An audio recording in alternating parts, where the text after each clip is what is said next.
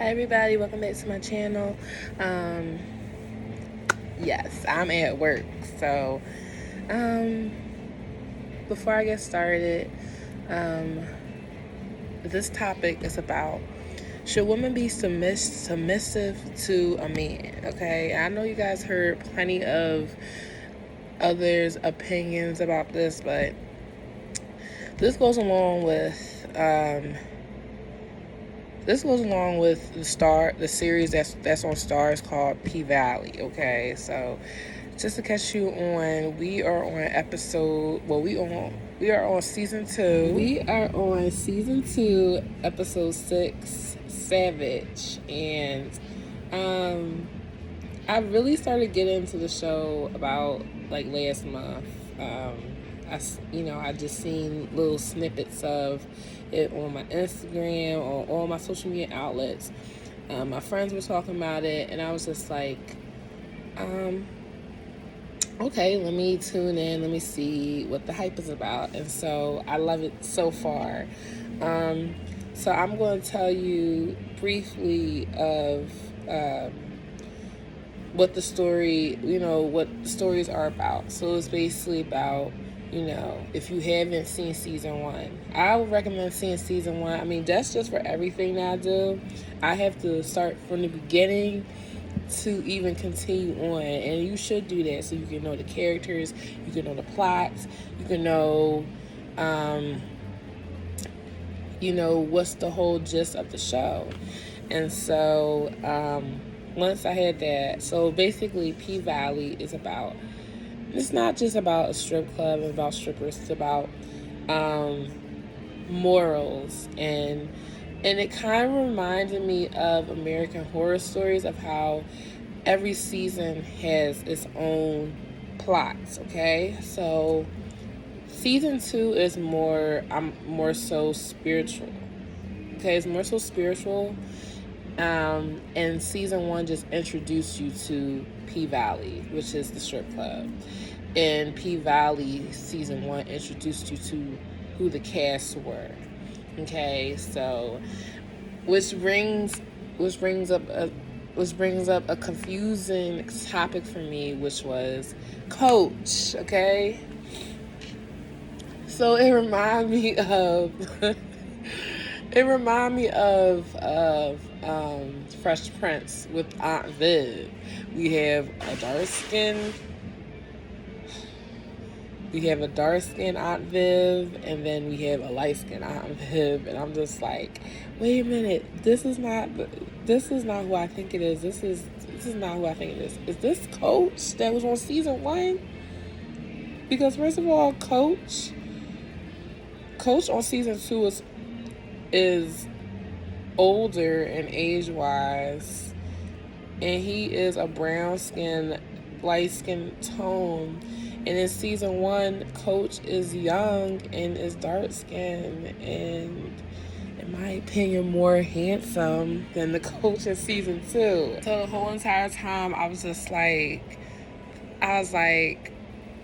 this can't be the same Coach. Just like, I'm just like so confused throughout the whole entire season, because they done swapped out characters for Coach. But anyway, Mercedes and Coach, they had a thing going on. Like, he was a consistent customer to Mercedes, and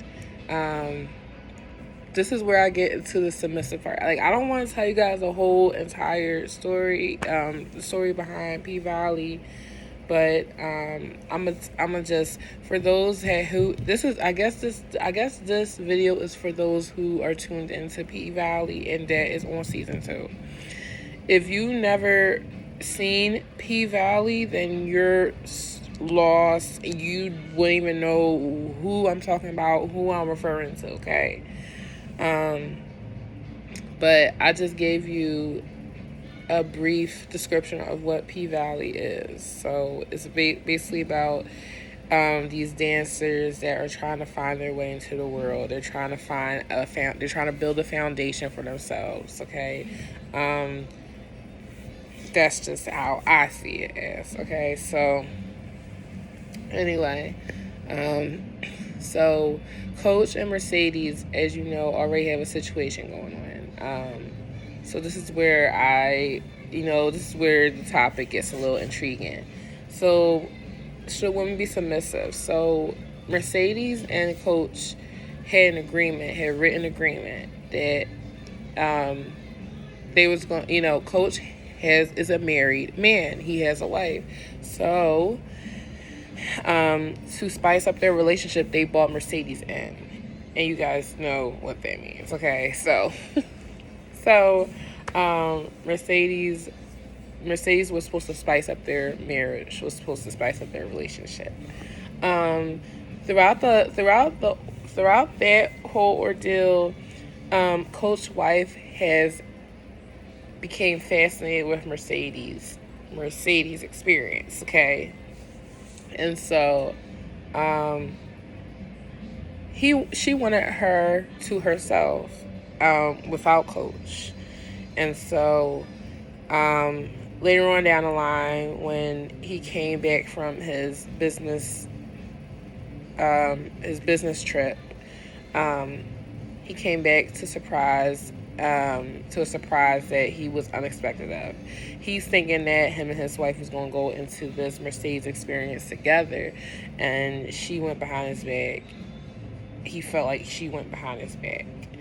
And my question is, or my opinion is, should women be submissive? Should women be submissive to a man that is either the breadwinner, that's wealthier, that's taking care of you, and all that?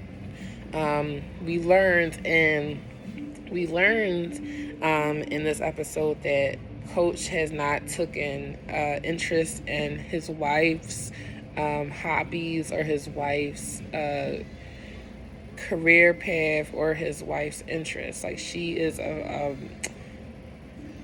photographer, so she would have portraits and everything,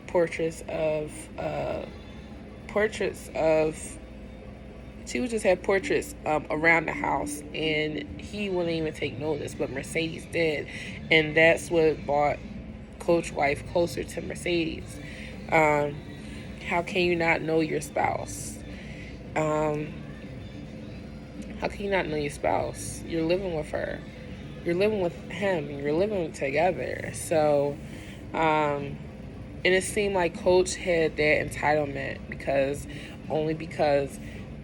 I should be submissive to you because you're taking care of me. You don't even have an interest in me. You're bringing somebody else because you feel like you're bored with our marriage. And so I just felt some type of way about that.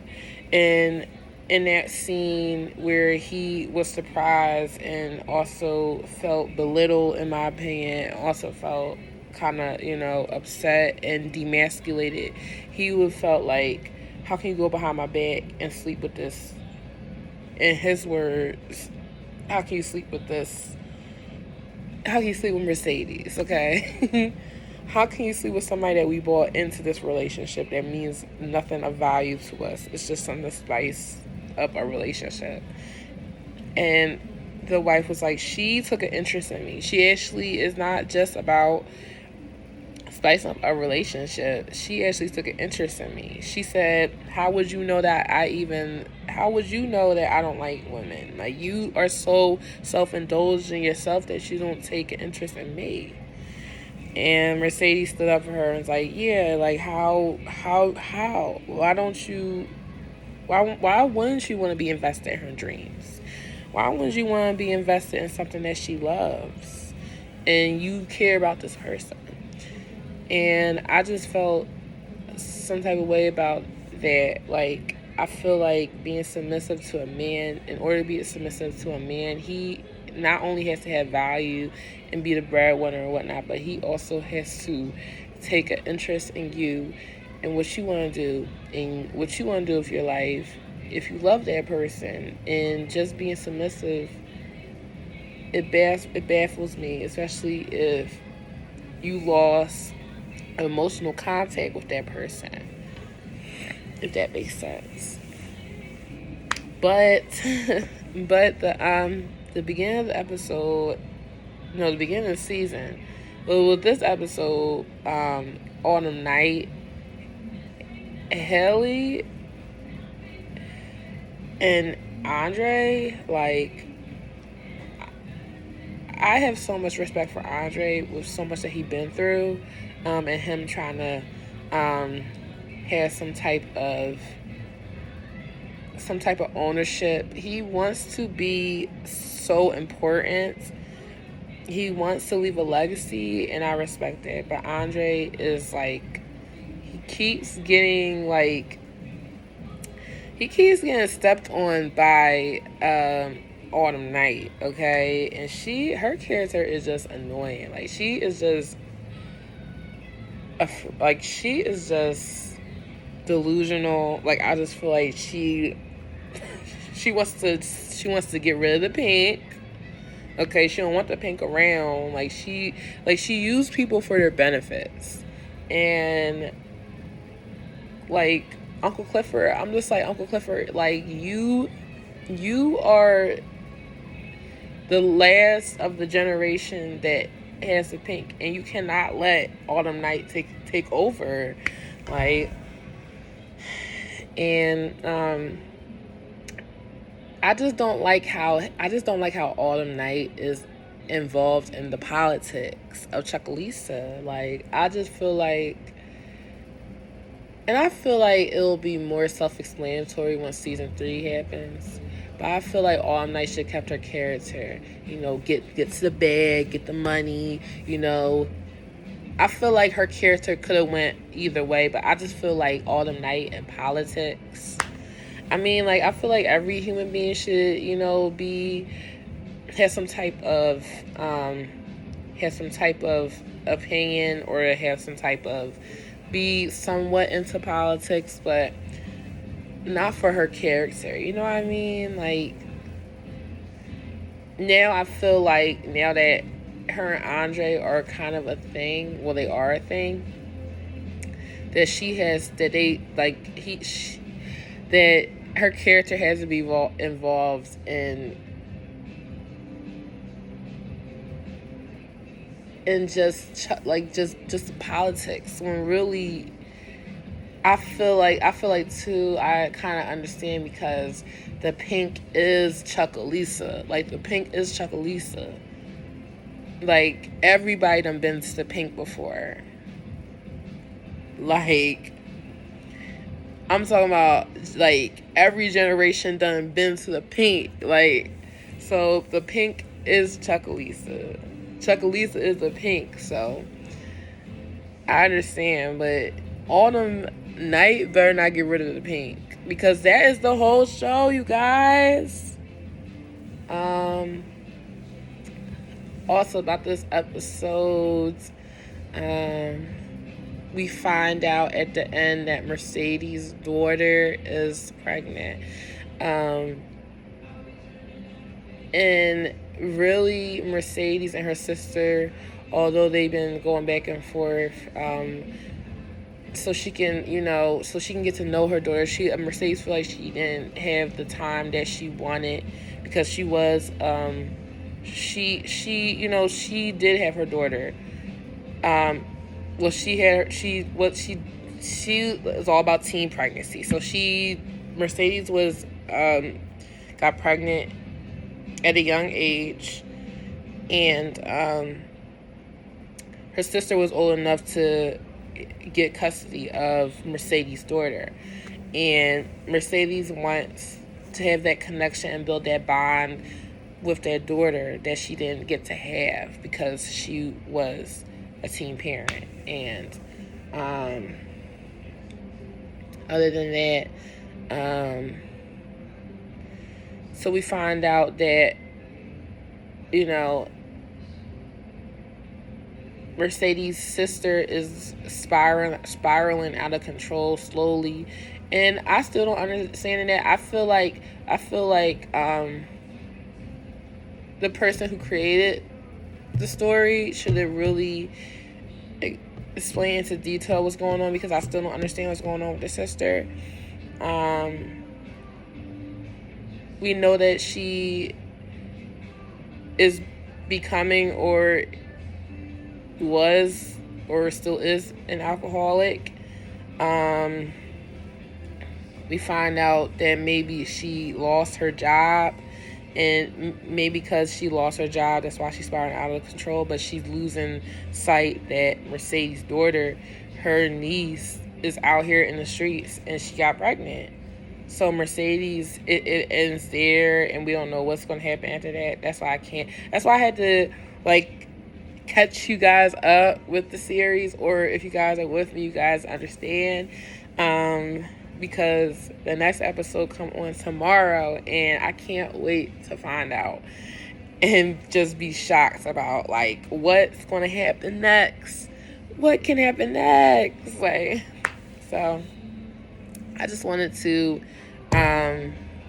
just give you guys my opinion. Like, I've been wanting to say this. Like, I haven't had time to give you guys my opinion on this and, you know, give you guys more content. So this is the only time while I'm at work. I'm just so busy. But make sure you guys like, share, and subscribe. Oh, and I also want to thank you guys so much for reaching. We are at 1,025 subscribers. Like, and I never thought that. I should have said never. I'm so thankful for you guys for supporting me and being there for me and blessing me and listening to me and leaving positive comments, and giving you guys and telling me your honest opinions and just sharing, like, my channel is a blessing because I'm heard, you know. So yeah, so I want to be more consistent, and I want to do a raffle. Since we reached over 1,000 subscribers, I want to do a raffle with, you know, I want to be more in tune with you guys.